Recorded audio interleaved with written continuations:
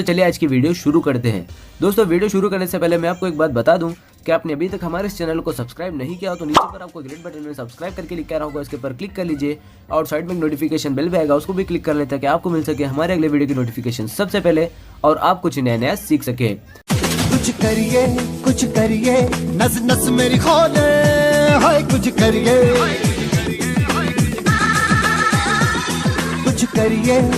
करिए बस बस बड़ा बोले, अब कुछ करिए। ओ कोई तो चल सिद्ध फड़िए, तू बेतरिए या मरिए, हाय कोई तो चल सिद्ध फड़िए, तू बेतरिए या मरिए। शक दे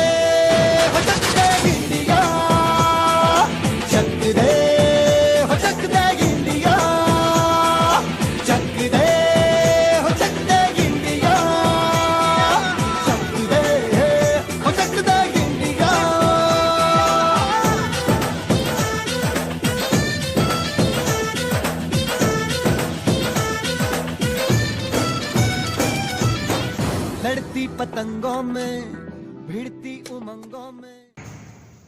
गुड मॉर्निंग विद्यार्थियों, चैप्टर 14 दोलनों में આપણે આગળ વધીએ। લાસ્ટમાં ભણ્યા હતા કે ભાઈ કોઈ પદાર્થ આવર્ત ગતિ કરતો હોય ત્યારે એના સ્થાન સૂત્ર હતું સ્થાન x બરાબર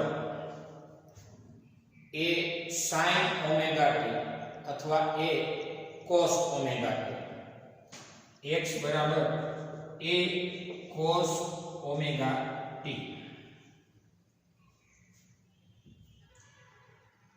x बराबर a cos ओमेगा t अथवा तो a sin ओमेगा। आનું સ્થાન સૂત્ર હતું एक्स अक्ष पर गति करतो होय। समझो जरा, कोई पदार्थ एक्स अक्ष पर गति करतो होय अने उगम बिंदुने अनुलक्षे एना स्थानमा फेरफार थतो होय तो ए आपणे एने स्थानांतर कहीए छीए। तो आ सूत्र न तो सादुं सूत्र आवे स्थानांतर एटले अंतिम स्थान माइनस प्रारंभिक स्थान। रेडी? पण हवे कोई पदार्थ आवर्त गति करे छे, હું જે x અક્ષ પર આમ કહું છું એ દોલિત ગતિ, પણ દોલિત ગતિને સંદર્ભ વર્તુળ સાથે સરખાવો તો એ આવર્ત ગતિ કહેવાય। અને આવર્ત ગતિ એટલે નિશ્ચિત પથ પર નિયત સમયના ગાળે કોઈ નિયત બિંદુને અનુલક્ષે ગતિનું શું થતું હોય પુનરાવર્તન થતું હોય એને આવર્ત ગતિ કહેવાય। તો x बराबर पेज नंबर છે તમારા રિવિઝન આપું છું 345 પર। તો એમાં તમે લાસ્ટમાં ભણ્યાતા સ્થાનનું સૂત્ર કોનું આવર્ત ગતિ કરતા કોઈ પદાર્થ માટે પેજ નંબર છે 339 પર જોઈએ। 339 પર સરળ આવર્ત ગતિ માટે उगम बिंदु થી સ્થાનાંતર સમય સાથે બદલાય એનું સૂત્ર x બરાબર a cos ઓમેગા t વત્તા phi। ઓમેગા t વત્તા phi નો મીનિંગ સમજાવો।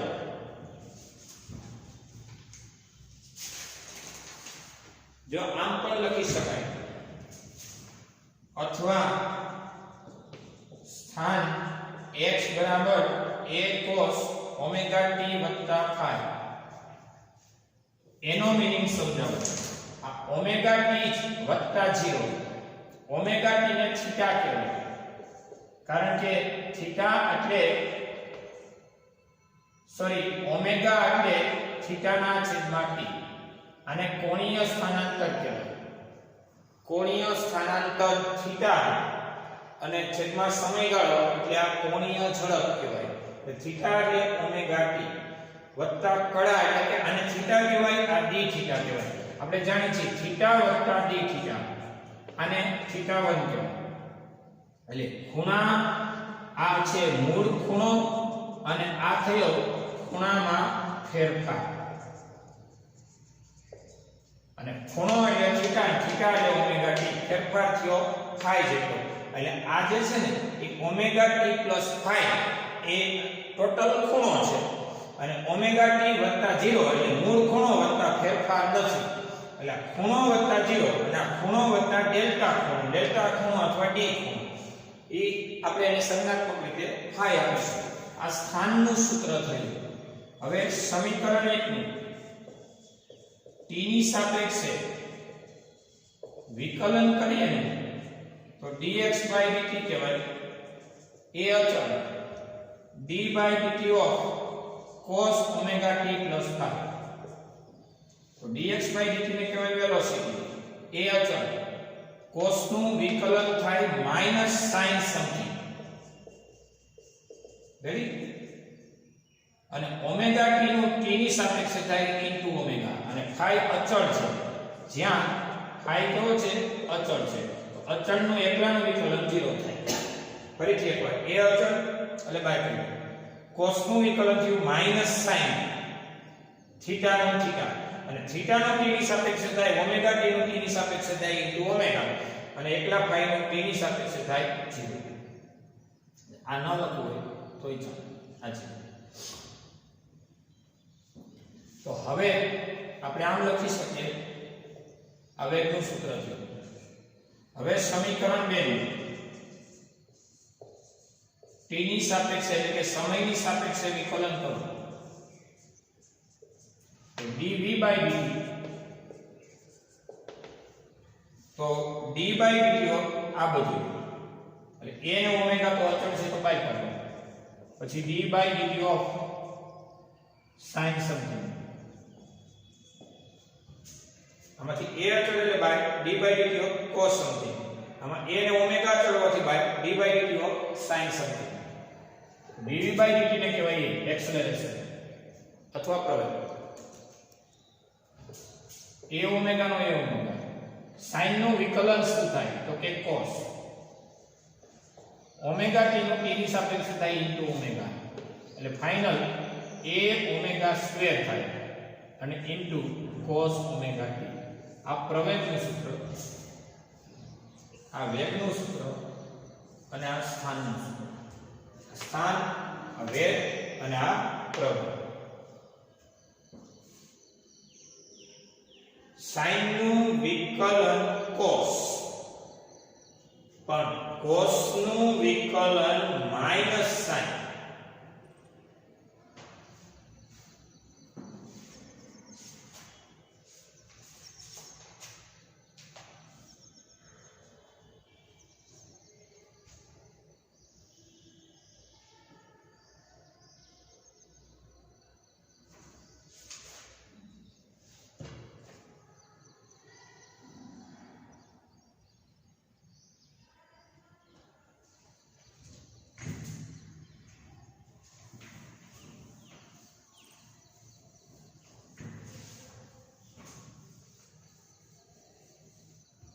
હવે જો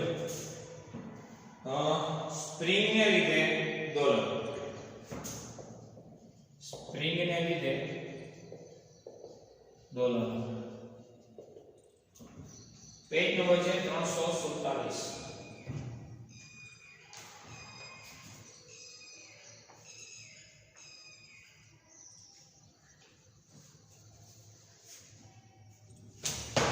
પેલા તો આવો કોઈ આધાર છે અને આવી હુકના નિયમને અનુસરતી સ્પ્રિંગ છે. સ્પ્રિંગ છે અને આ m દળનો પદાર્થ છે અને આ સ્થિર આધાર છે. સ્થિર આધાર છે. અહીંયા કોઈ સ્થિર સપાટી છે. હુકના નિયમને અનુસરતી સ્પ્રિંગ છે. હવે આ m દળના પદાર્થ પર તમારે લગાડવાનું બાહ્ય બળ. બાહ્ય બળ F કહેવાય. બાહ્ય બળ લગાડશો એટલે પછીની મોમેન્ટે આ સ્પ્રિંગ એ ખેંચાઈ અને પદાર્થને ખસેડી સપોઝ અહીંયા પહોંચાડશે. પહેલા હતો અહીંયા, એક પદાર્થ હવે પહોંચી ગયો છે અહીંયા. અહીંથી અહીંયા સુધીનું ડેલ્ટા x જેટલું શું થયું? સ્થાનાંતર. એટલે સ્થાનાંતર કહેવાશે ડેલ્ટા x. બાહ્ય બળ લગાડ્યું F છે તો બળ સ્થાનાંતરના સમપ્રમાણમાં ડેલ્ટા x થયો અથવા x આ બાહ્ય બળ એ સ્થાનાંતરના સમપ્રમાણમાં પણ તમે બળ લગાડવાનું બંધ કરી દો તો સ્પ્રિંગ લગાડે એને કહેવાય સ્પ્રિંગ દ્વારા લાગતું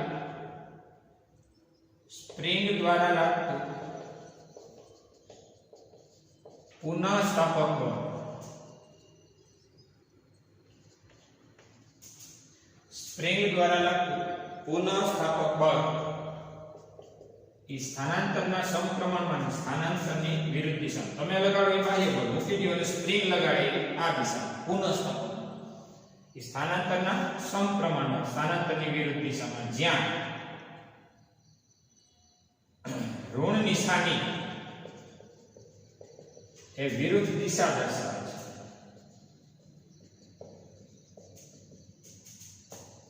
તો અહીંયા અચળાંક આવશે કે ચલક નિશાની દૂર કરો સમપ્રમાણતા અચળાંક કે જ્યાં કે એટલે સ્પ્રિંગનો બળ અચળાંક છે કેને શું કહેવાય સ્પ્રિંગનો બળ કેને સૂત્રનો કટ્ટા બનાવો તો F/x તો કેનો એકમ નક્કી કરો બળનો ન્યૂટન અને સ્થાનાંતરનો મીટર અને કેનું પારિમાણિક સૂત્ર નક્કી કરો ન્યૂટન એટલે બળનું 1 1 -2 અને મીટર એટલે length 1 final m1 L0 t - 2 m1 L ની કેટલી 1 માંથી 1 0 અને t ની -2 ઘાત આને કહેવાય સ્પ્રિંગનો બળ છે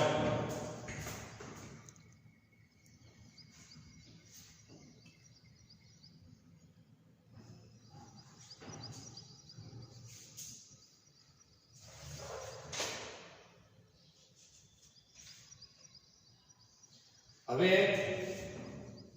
તમે લગાવ્યું છે બાહ્ય બળ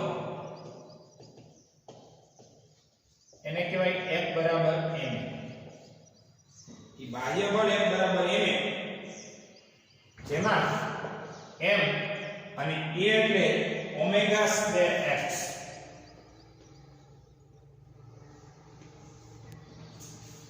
આ a એટલે ઓમેગા સ્ક્વેર x ક્યાંથી આવ્યું ઈ ચેક કરવું હોય તો બધા અહીંયા જોજો ક્યાં છે તો કે તમારી પાસે સ્થાન સૂત્ર શું છે તો કે a cos ઓમેગા વેગ સૂત્ર શું છે તો કે a omega sin omega cos નું sin નું વિકલન cos નું વિકલન માઈનસ sin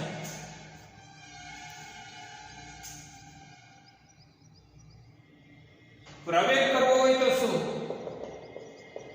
તો કે a ઓમેગા સ્ક્વેર sin નું વિકલન cos આ પ્રવેગનું સૂત્ર છે તો પ્રવેગ a એટલે ઓમેગા સ્ક્વેર x દ્વારા ઓમેગા સ્ક્વેર a પરથી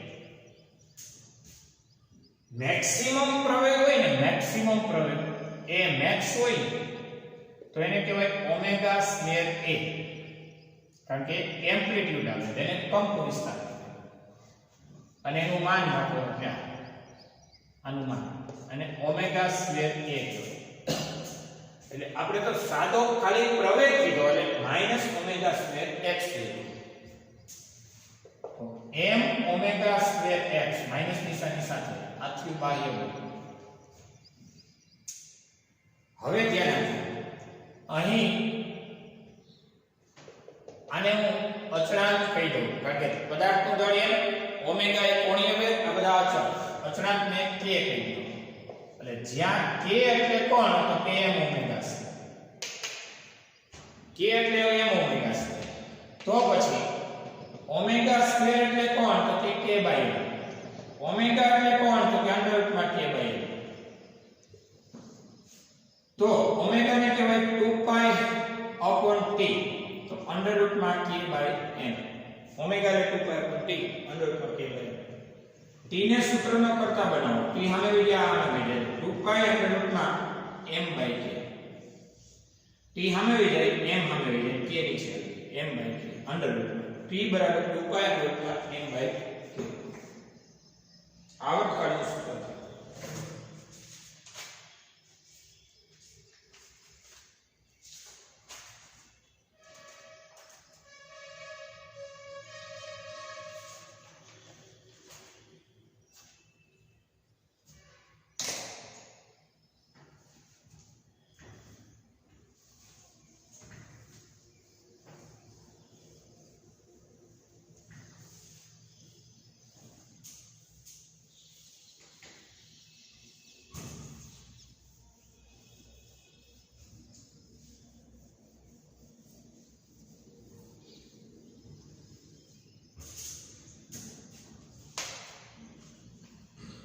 पेज नंबर છે 348 उदाहरण नंबर 8 में एक 500 न्यूटन प्रति मीटर स्प्रिंग अचनाक धरावती स्प्रिंग ની સાથે 5 કિલોગ્રામ નો કોલમ એને કહેવાય પટ્ટો જોડાયેલ છે તે ઘર્ષણ વગર સમક્ષિતિજ સળિયા પર સરકે છે આ કોલમ તેના संतुलन स्थाने थी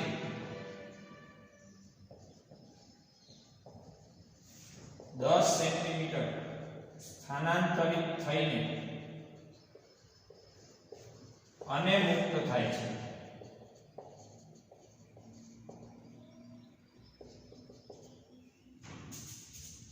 आ कोलम माटे पेलू दोलननो आवर्तकाळ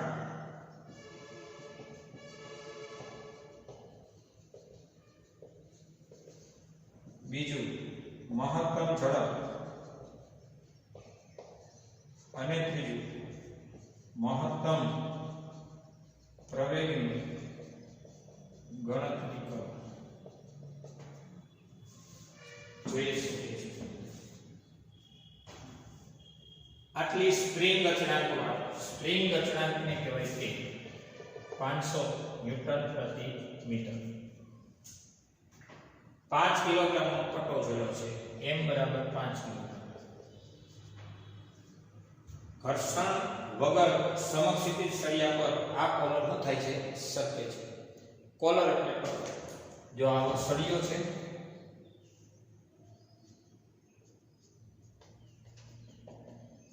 આવો સળિયો છે એની ઉપર પટ્ટો છે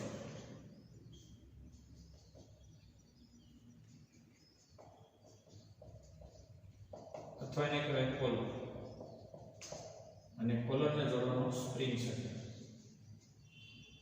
अने आ आधार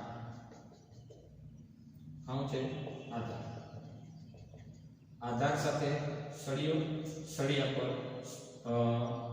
स्प्रिंग नी जोड़े कोलर એટલે કે પટ્ટો અને આ કોલર એટલે કે પટ્ટો ઘર્ષણ રહિત સરકે છે કોની પર સળિયા संतुलन स्थाने थी એટલે અહીં 10 સેન્ટીમીટર ખસે પછી મુક્ત કરાવવાનું એટલે 10 સેન્ટીમીટર ખેંચી અને છોડી દેવાનું એટલે મેક્સિમમ તમે એને 10 સેન્ટીમીટર ખસેડો છો એને એમ્પ્લિટ્યુડ કહેવાય 10 સેન્ટીમીટર 10 * 10 ની -2 મીટર અને 1 માંથી 2 જાય એટલે 10 ની -1 મીટર મેક્સિમમ ખેંચી દો છોડી દો छड़ो એટલે શું થાય તો કે મૂકી દીવા એટલે આમ એના દોલનો ચાલુ થાય ચેપ્ટર નું નામ છે દોલન સ્પ્રિંગ ના કારણે શું થવા માંડે પુનઃસ્થાપક બળ લાગે વળી પાછું સંકોચન વિસ્તરણ ચાલુ થાય દોલનો ચાલુ આ દોલનનો આવર્તકાળ શોધો પહેલો આવર્તકાળ મેળવો કહેવાય આવર્તકાળ t બરાબર 2 પાઈ અંડર રૂટમાં m બાય k आवर्तकाळ t बराबर 2 पाई अंडर रूट में m बाय k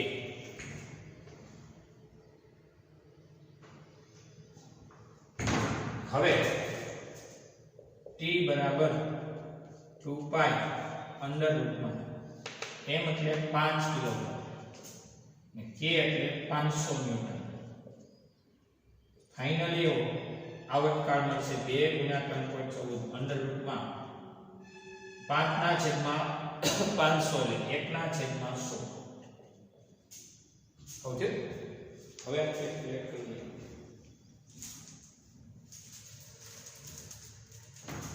પેલા 1 ભાગ્યા 100 0.01 નું વર્ગમૂળ, આનું વર્ગમૂળ 0.1 એને ગુણ્યા 2 એને ગુણ્યા 3.14 બધું થતા 0.628 t બરાબર 0.628 સેકન્ડ. આવો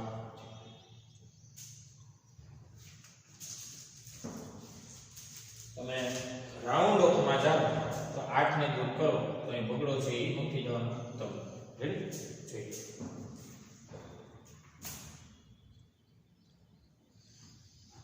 હવે મહત્તમ ઝડપ કહેવાય Vmax અને એને કહેવાય A ઓમેગા. Vmax ને કહેવાય A ઓમેગા, મહત્તમ પ્રવેગને કહેવાય A ઓમેગા સ્ક્વેર. યાદ આવ્યું? કારણ કે sin નું કે cosine નું મોટા મોટું મૂલ્ય કેટલું હોય? 1. તો મહત્તમ ઝડપ એટલે A ઓમેગા અને ઓમેગા એટલે 2 પાઈ upon t. એટલે A ઓમેગા ની જગ્યાએ 2 પાઈ upon t. આવર્તકાળ તો મળી ગયું છે.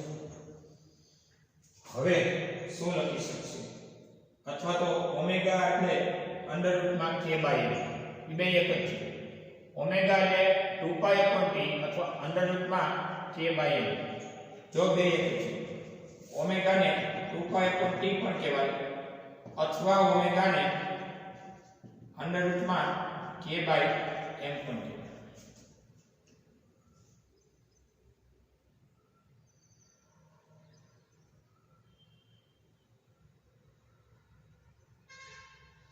બે એક છે. હવે k જાણીતો છે, m જાણીતો છે. ઓમેગા અંડર રૂટમાં k બાય m કેમ કહેવાય ખબર છે ને? પેલો અચળાંક આવે છે, f ચલે છે -x1. તો હવે એમ્પ્લિટ્યુડ જાણીતો છે તો કે હા 10 ની -1 અથવા એમ કે 0.1. k જાણીતો છે તો કે આ 500. દર જાણીતો તો કે આ 500 સોરી 5 500 ભાગ્યા 5 એટલે 100. 100 નું વર્ગમૂળ કાઢો એટલે 10. 0.1 ગુણ્યા 10 કરો એટલે 1/10 10 10 ઉડી ગયા એનું મૂલ્ય 1 થયું મીટર પ્રતિ સેકન્ડ. આને કહેવાય મેક્સિમમ ઝડપ. આ બે છે. મહત્તમ પ્રવેગની ગણતરી કરો. મહત્તમ પ્રવેગની કહેવાય Amax અને સૂત્ર કહેવાય A ઓમેગા સ્ક્વેર અથવા ઓમેગા સ્ક્વેર A.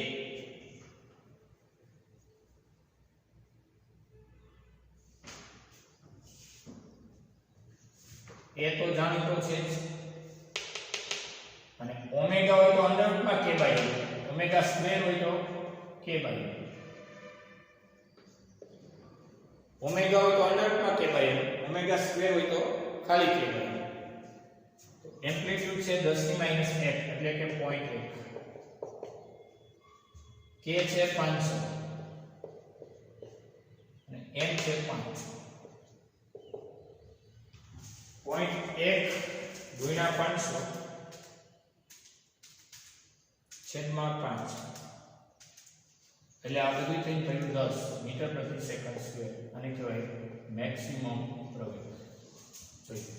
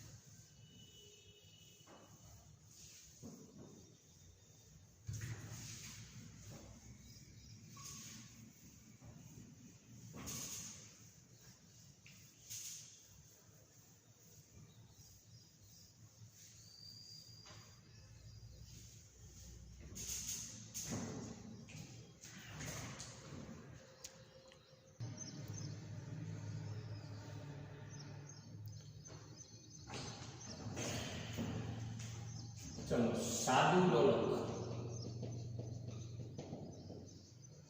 જડિત આધાર પરથી અવગણ્ય દળ ધરાવતી દોરી વડે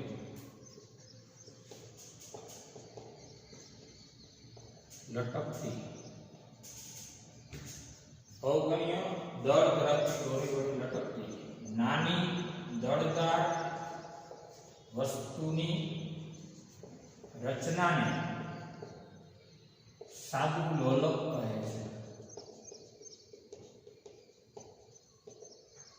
છે જડિત આધાર પરથી આધાર જડિત અવગણ્ય દળ વડે દોરીને છેડે લટકતી નાની દળદાર વસ્તુની રચના L લંબાઈની દોરી છે જ્યાં L એ દોરીની લંબાઈ છે અને M એ ગોળાનું દળ છે. આ સાદું લોલક એક દોલન પૂરું કરે ત્યારે લાગતો સમય આવર્તકાળ અને 1 સેકન્ડમાં થતા દોલનોની સંખ્યા એટલે આવૃત્તિ. એના આવર્તકાળનું સૂત્ર 2π √L/g છે. અને કોઈ સાબિતીની અત્યારે જરૂર નથી. તમે જાણો છો એકવાર 11માના પાર્ટ 1 ની અંદર પણ આવી ગયેલું છે. સાદા લોલકનું આવર્તકાળનું સૂત્ર t = 2π √L/g અને આવર્તકાળ એ ગોળાના દળથી સ્વતંત્ર છે અથવા દોલકના દળથી સ્વતંત્ર છે. દોલન કરે છે એટલે આને દોલક કહેવાય. એમ દળનો ગોળો જેને દોલક કહેવાય. દોલકના દળથી આવર્તકાળ સ્વતંત્ર છે. આવર્તકાળનો આધાર દોલકના દળ પર નથી. તો આવર્તકાળનો આધાર દોલકની લંબાઈ પર અને ગુરુત્વ પર છે. 2π તો અચળ છે. આના અનુસંધાનમાં ઉદાહરણ નંબર 14.9 ભણ્યા અને પેજ નંબર 350 છે. પેજ નંબર 350 પર ઉદાહરણ 14.9 ભણ્યા. જે દર સેકન્ડે અથવા જે દર સેકન્ડ ટીક કરે તેવા સાદા લોલકની લંબાઈ દર સેકન્ડ થાય ને ટીક થાય એવા સાદા લોલકની લંબાઈ ટીક ક્યાં થાય? ટીક ટીક ટીક આવો અવાજ આવે. અહીંયા પહોંચે તો ટીક થાય, બસ અહીંયા પહોંચે તો ટીક થાય. આધાર અહીંયા પહોંચે ને ક્ષણ માટે ઊભો રહે એટલે ટીક એવો અવાજ થાય. ત્યાંથી પાછો અહીંયા પહોંચે ને તો એક ક્ષણ માટે ઊભો રહે પાછો ટીક એવો અવાજ આવે. તો મૂળ સ્થાનેથી અહીંયા પહોંચે તો ટીક થાય, અહીંયા પહોંચે તો ટીક થાય. હવે પૂછો ને કોઈ સંદર્ભ બિંદુથી જો આ રીતે આવા 10 સેકન્ડે ટીક થાય એટલે આવર્તકાળ થાય 2 સેકન્ડ.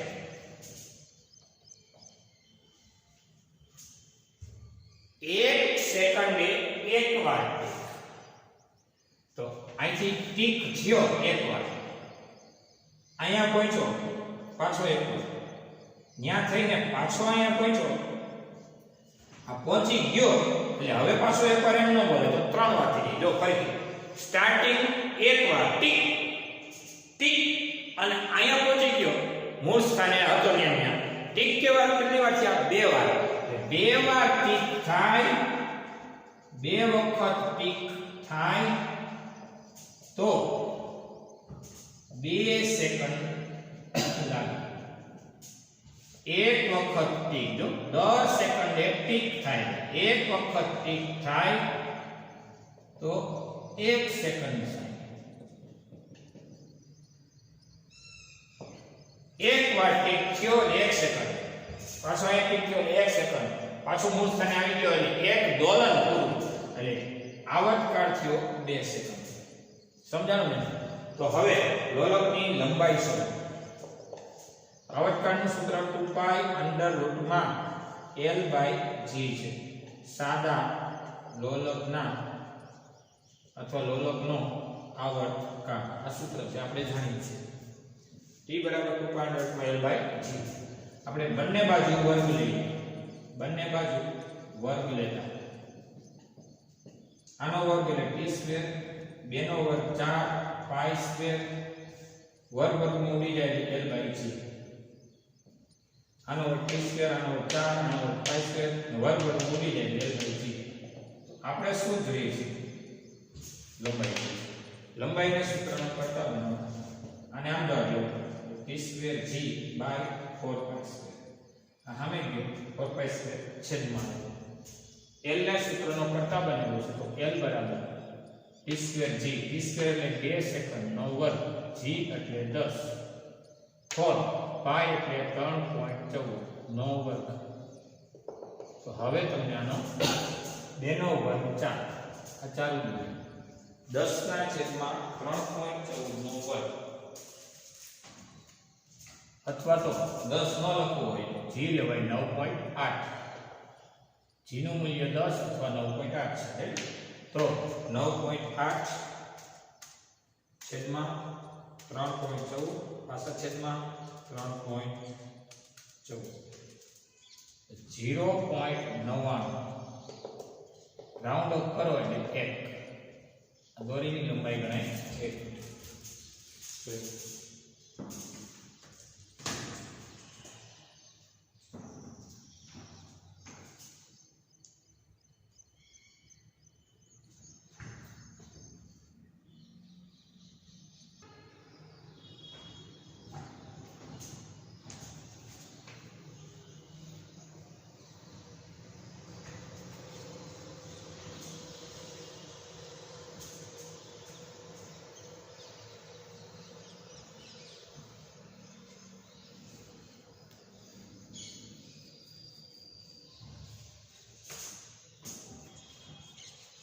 चलो नेक्स्ट पॉइंट है अवमंदित सरल आवर्त गति, પછી એક પ્રણોદિત સરળ આવર્ત ગતિ છે. અવમંદિત એટલે દોલનો સમય સાથે મંદ પડે અથવા ધીમા. આ છે કોઈ સમક્ષિતિજ સપાટી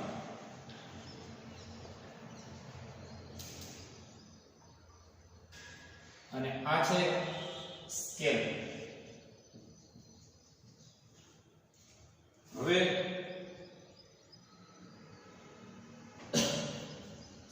સામાન્ય રીતે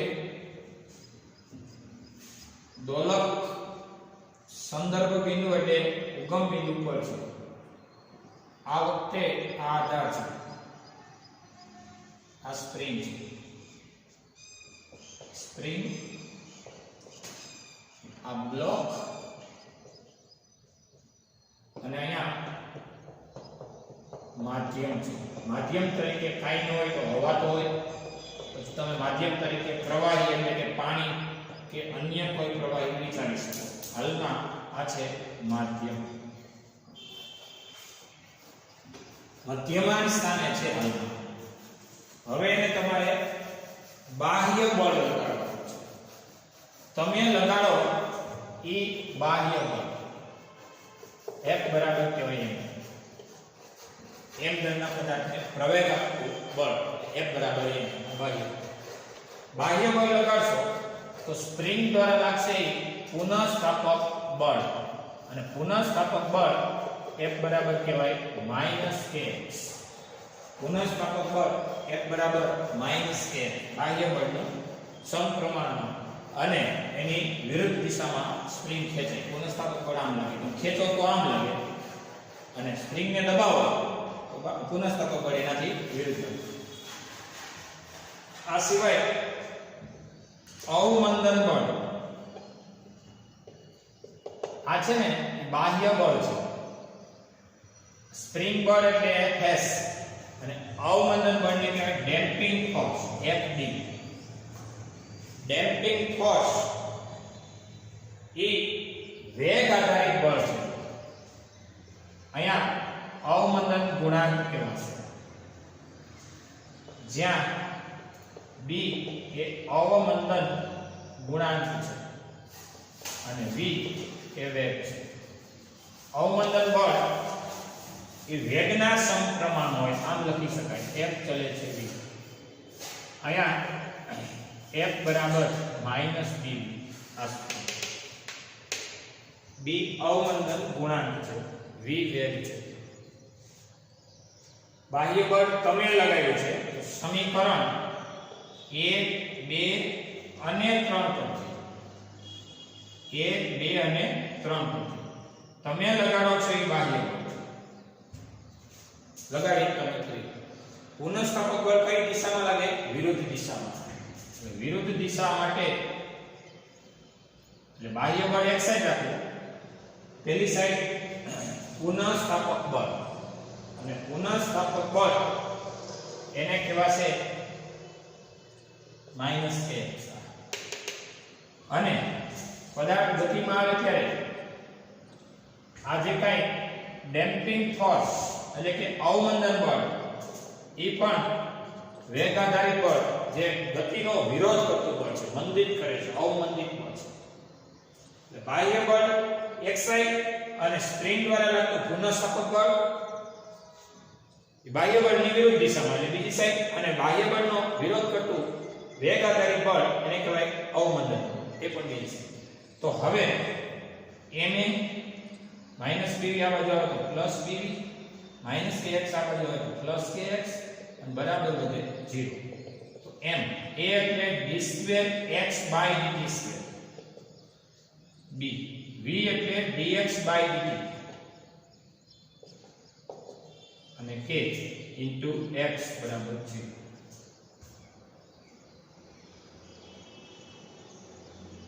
આ જે સમીકરણ છે એને નંબર 4 કહો.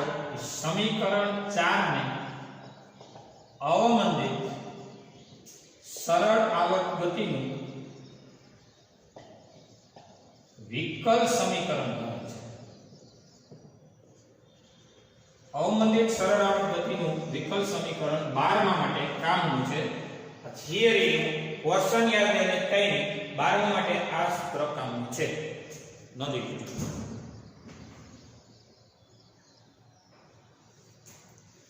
હવે જેનો ઉકેલ અવમંદિત સરળ આવર્ત ગતિનું વિકલ સમીકરણ નો ઉકેલ શું છે? તો કે x બરાબર a-bt/2m cos omega t plus phi છે. b એ અવમંદન ગુણાંક છે, t એ ટાઈમ છે, m એ દળ છે. રેડી? આ એનો ઉકેલ છે. આ યાદ રહે તો ઠીક છે, યાદ ન રહે તો નો પ્રોબ્લેમ. પણ અહીંયા સુધી પહેલા જોઈ લો. તમે લગાડો છો એ બાહ્ય બળ એક સાઈડ, પછી સ્પ્રિંગ દ્વારા લાગે પુનઃસ્થાપક બળ, અને વેગ આધારિત બળ એને કહેવાય અવમંદિત બળ. હવે માધ્યમ બદલે એ પ્રમાણે અવમંદિત બળ બદલે. વેગના સમપ્રમાણ, વેગ વધુ હોય તો અવમંદન બળ બહુ લાગે, વેગ ધીમો હોય તો અવમંદન બળ ઓછું લાગે. અને વેગના સમપ્રમાણ નોંધી.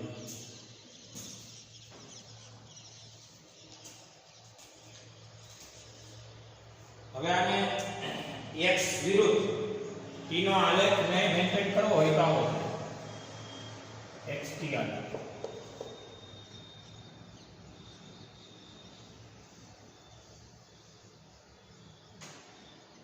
ડોલરનો ક્રમશઃ કેવા પડતા જાય? ધીમા પડતા. શું કામ ધીમા પડે? એ તમને જેમ જેમ સમય વધે એમ આ બેનો ગુણાકાર વધે, e ની ઘાત વધે. એટલે e ની ઘાત વધે પણ કેમાં વધે? માઈનસમાં. આમ તો લખે ને અથવા તો x બરાબર a ના છેદમાં e⁻bt/2. એટલે જેમ જેમ સમય વધે એમ આ બેનો ગુણાકાર વધે, e ની ઘાત વધે, ગુણોત્તરનો છેદ વધે, અને એમ ગુણોત્તર નાનો થાય એટલે x છે એ ક્રમશઃ ઘટતો જાય. સમય સાથે x કેવો થતો જાય? ઘટતો. એટલે અવમંદિત સરળ આવર્ત ગતિ.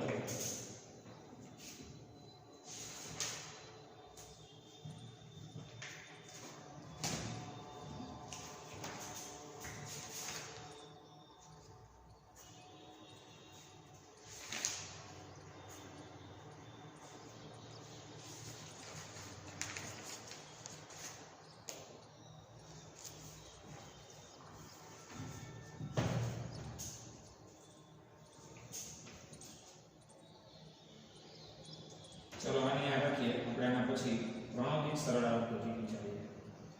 અવમંદિતને બદલે પ્રણોદિત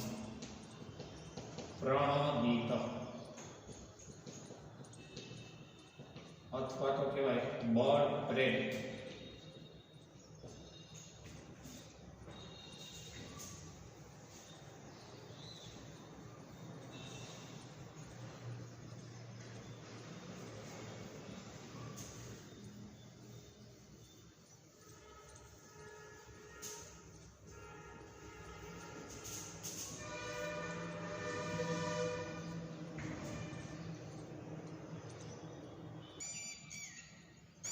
હવે આમાં આ પદાર્થ પર બાહ્ય બળ લગાવવાનું.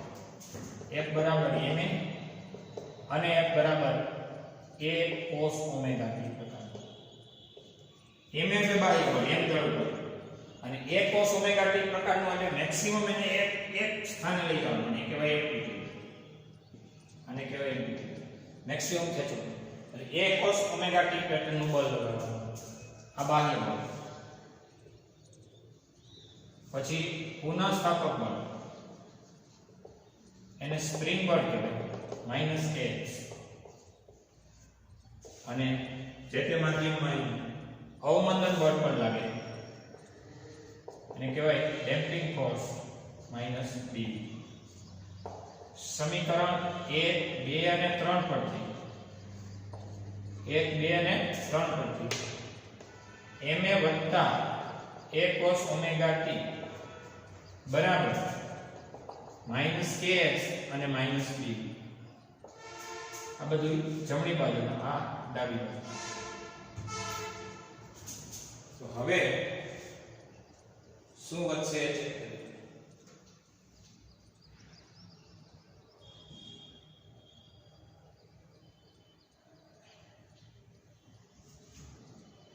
હવે આને ma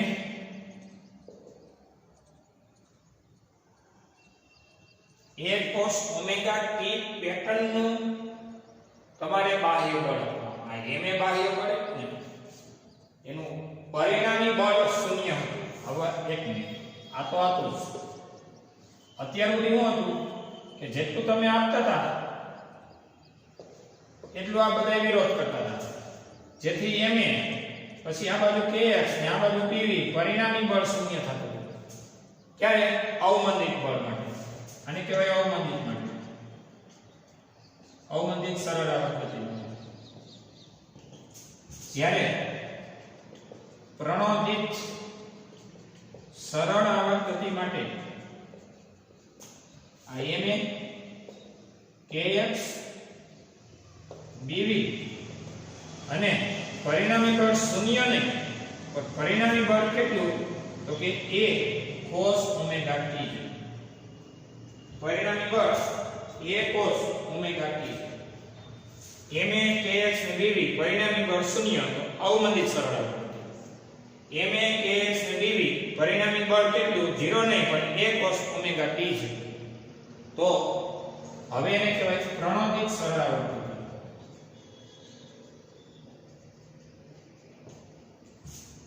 હવે આ નામ લખાય m. a એટલે d2x/dt